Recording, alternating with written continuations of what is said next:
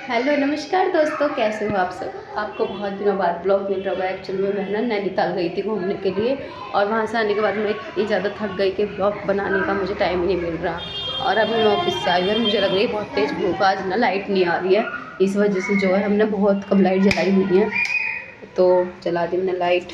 और ये भैया रोटी तो रखी है, सब्जी रखी है, में भी कुछ स्पेशल भी बना हुआ है। ओह माय गॉड, आप देख सकते हो आज घर में बनी है चाप।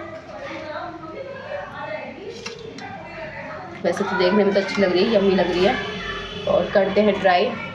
रोटी बनेगी या चावल वो डिसाइड करूँगी मैं, क्योंकि देखते हैं रोटी बनेंगी या चावल बनेंगे। जो भी बनेगा वो मैं आपके साथ शेयर कर दूँगी। बाकी चाप आज तक मैंने बनाई नहीं है कभी भी, मुझे बहुत टफ लगता है चाप बनाना। मटर पनीर की सब्ज़ी बना रखे, छोले भी बना रखे, राजमा भी बना रखा, लेकिन आज तक मैंने चाप ही एक ऐसी रेसिपी है जो नहीं बनाई। यहाँ तक कि गट्टे की सब्ज़ी बना रखी है। It is a perfect making. गट्टे की सब्ज़ी आई है, मट और वो होते हैं ना अरबी के पत्ते, उसकी सब्ज़ी मैंने बना रखी है, लेकिन आज तक मैंने चाप की सब्ज़ी नहीं बनाई। अगर किसी को प्लीज़ कोई अच्छी और सस्ती सी और सिंपल रेसिपी पता हो चाप की, तो मुझे कमेंट्स में बता दें, क्योंकि मैं भी बना के देख लूँ। ये तो मेरी छोटी वाली बहन ने बनाई है, वो भी यूट्यूब से देख देख के बनाई है। काफ़ी टाइम बाद उसने यूट्यूब देखा है, उसके बाद ये रेसिपी तैयार हुई थी। कल पूरे दिन उसने मेरा नेट खर्च कर दिया इस रेसिपी को देखने में। हॉट स्पॉट दे दो दीदी, हॉट स्पॉट दे दो दीदी, हॉट स्पॉट दे दो। मेरे कान पक गए। मैंने कहा तू ले ले भाई, तू कर ले पूरा खर्च। अपना भी कर लिया 1.5 GB और मेरा भी 1.5 GB ख़त्म कर दे, जब जाके ये हमें चाप खाने को मिलेगी अब। तो आप जान ही सकते हो, चाप की कीमत का अंदाज़ा लगा ही सकते हो। जिसका संडे हो और संडे के दिन जो है वो अपना पूरा नेट किसी और को दे दे तो कैसा फील होगा। तो मैं आ गई हूँ अपने कमरे में, और ये हमने पर्दा हटा दिया क्योंकि गर्मी में बहुत ज़्यादा होने लगी है। यार पंखा। दोस्तों मैं आपको बताना चाहती थी कि मैं नैनीताल घूमने गई थी। वहाँ पे मैंने कैची धाम के दर्शन किए, बाबा के दर्शन किए, और घंटे वाली माता है वहाँ पे गई। वहाँ पे अर्जियाँ लगती हैं। अगर किसी का कोई केस सॉल्व ना हो रहा हो, कचहरी वगैरह के चक्कर लग रहे हो, कोई मुकदमा हो, तो वहाँ पे जाके अपनी अर्जी लगा के आ जाते हैं, तो वो माता रानी सुन लेती है। मैंने भी वहाँ पे जो है सुनाई है ये चीज़ कि भाई वहाँ पे अर्जियाँ पूरी हो जाती हैं। वाकई में यू कान बिलीव इट कि मतलब इतने सारे घंटे चढ़े हुए थे वहाँ पे, इतनी सारी अर्जी थी कि मैं आपको बता नहीं पाऊँगी। इतनी सारी अर्जियाँ वहाँ लगी हुई थी पहले से ही।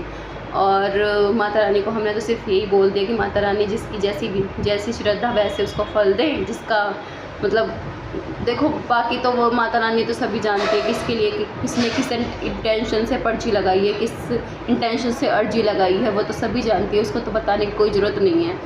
फिर भी मैं माता रानी से यही बोल के आई कि माता रानी बस किसी के जीवन में दुख तकलीफ़ ना आए, है ना। चाहे वो मैं हूँ चाहे कोई और। देखना 28 लोग मरे पालग्राम में, वो जम्मू कश्मीर में जो अटैक हुआ था। उसके अगले दिन हम नैनीताल गए। मेरी मम्मी के तो बिल्कुल दिल में धक धक हो रही थी कि पता नहीं हम जाना चाहिए नहीं जाना चाहिए, कहीं और अटैक ना हो जाए, जंग वंग ना छिड़ जाए। मैंने बोला चलो तुम, कोई दिक्कत नहीं होगी। बाबा पे भरोसा करके हम तो चले गए। हम लोगों का ना, इंडियन लोगों का यही प्रॉब्लम होता है कि हमें भगवान पे ना ब्लाइंड विश्वास होता है। वो हमारा साथ भी देता है, ये सच बात है कि वो हमें साथ भी दे। जहाँ विश्वास होता है वहाँ भगवान भी ज़रूर होता है, ये तो सच बात है। उसके बाद हम गए थे, उसके बाद हम 3-4 चीज़ देखी थी। उसके बाद हमने पहले नीम करौली, और फिर घंटे वाली माता, और फिर नैना देवी। और नैना देवी के बाद भाई साहब जो नैनीताल झील में हम घूमे हैं, सुबह तक की थकान सारी की सारी मिट गई। इतना अच्छा लगा झूल के, मतलब उसमें घूम के। महंगा टिकट है, 420 रुपये का अप्रोक्स में उसका टिकट है। मतलब पूरी बोट बुक होती है, 2 जनों के लिए बोट बुक होती है, तो उसमें 2 जने बैठते हैं और 420 रुपये चार्ज किया जाता है। It is normal because is a very memorial moment your life. मतलब मैं उस लम्हे को दोबारा जीना चाहती हूँ। मैं अपनी मम्मी के साथ गई थी और मैं अपने पापा को लेके जाना चाहती हूँ। बिलीव नहीं करोगे, इतना अच्छा लग रहा था, ऐसा लग रहा था कि निकाले ना, बस अब झील में घूमते रहे। वो 20 से 15 मिनट की हमें झील में वॉकिंग कराते हैं, घुमाते हैं, और उसमें फिशेस रहती है। उसमें इतनी अच्छी हवाएं चलती है, हमारे बाल उड़ते हैं, वाह वाह वाह वाह वाह बाल उड़ते हैं। और मतलब इतनी सुंदर गाने लगा के, और मतलब नज़ारे बहुत सुंदर हैं वहाँ के। वहाँ कोई पेड़ नहीं बोता और दुनिया भर के पेड़ है वहाँ पे। इतनी हरियाली है वहाँ पे। फुलवाड़ी का शौक वहाँ पे हर किसी को है। बहुत सुंदर सुंदर फुलवाड़ी बो रखी थी सबने अपने घरों में, बहुत ही अच्छी। ऐसा जी कर रहा था कि बस यहीं रह जाओ। गुलाब देखोगे ना आप, क्या गुलाब हमारे यूपी के जो वहाँ पे गुलाब है, इतने सुंदर गुलाब है वहाँ के नैनीताल के। इतने सुंदर गुलाब है। मेरठ में तो गुलाब का बच्चा हो गया वो, इतने मोटे मोटे गुलाब उनके यहाँ के, बहुत सुंदर सुंदर, रेड कलर, पिंक कलर। मेरे तो गुलाब की कमल, ये मैंने कलम बोलते हैं ना, कलम हो जाती है, मगर फिर मैंने सोचा यार छोड़ो, चलो यहाँ से बस यादें ले जाओ, चोरी मत करके जाओ।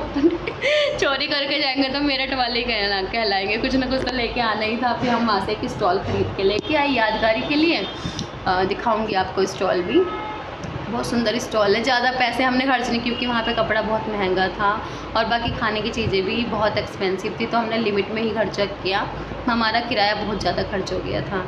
और क्या बचा मेरे को बताने के लिए, बाकी मैंने ना एक जगह धरना भी दिया था, वहाँ पे आतंकवादियों के लिए ना मोर्चा निकाल रखा था और मैंने उसको ज्वाइन किया और मैंने भी उनका सपोर्ट किया। भाई गलत तो है ही ना, आतंकवाद फैलाना गलत तो है। कितनी शांति से हम लोग ज़िंदगी जी रहे हैं, अपना करो खाओ मेहनत से। और 4 मंजिली मकान बनाना, मतलब चार ईंट जोड़ के अपना मकान बना ले कोई इंसान, तो मैंने इतनी महंगाई हो चुकी है कि मकान बनाना बहुत मुश्किल हो चुका है। और आजकल के लोगों को अभी भी आतंकवाद सूझ रहा है, मुसलमान लोगों को खासकर, क्योंकि एक भी उसमें हिंदू तो है नहीं। हिंदू लोगों का ये काम भी नहीं है, सही बताऊँ। हिंदू लोग जोड़ सकते, तोड़ नहीं सकते ना, इसलिए। और यही धर्म मुझे इसलिए प्यारा लगता है कि मैं तो बहुत लक्की मानती हूँ कि भगवान ने मुझे ऐसे धर्म में पैदा किया। और सबसे बड़ी बात है कि मुझे यूपी में भेजा, और यूपी में भेजा तो भेजा। मुझे ऐसे माँ बाप दिए, मुझे ऐसा इन्वायरमेंट दिया। मैं बहुत लक्की हूँ। मैं बहुत बहुत धन्यवाद करती हूँ भगवान का इस चीज़ के लिए। हर दिन करती हूँ कि मतलब जैसे मेरे माँ बाप हैं बहुत अच्छे हैं और मेरी फैमिली भी बहुत अच्छी है। मतलब मुझे ना बाहर फ्रेंड ढूंढने की ज़रूरत नहीं है। मेरी मम्मी पापा इतने अच्छे फ्रेंड हैं मेरे, मैं बता नहीं सकती आपको। मतलब बहुत ही ऊँचे लेवल के हैं वो, बहुत उनकी सोच डेवलप है। जिस ज़माने में मतलब लड़कियों को अंदर रखा जाता था, पढ़ाया नहीं जाता था, या जो भी उनकी सोच रही होगी, जो उन्होंने सहा है, लेकिन उन्होंने हमारे साथ कुछ भी ऐसा नहीं किया। हमें हमेशा सपोर्ट किया, हमेशा। और मैं इसी के साथ जो अपना नैनीताल का ट्रिप मैं शेयर किया था आपके साथ, कैसा रहा, बाकी बहुत अच्छा रहा, फुल इंजॉय किया, मेमोरियल बन गया मेरे लिए तो वो लम्हा, वो मोमेंट।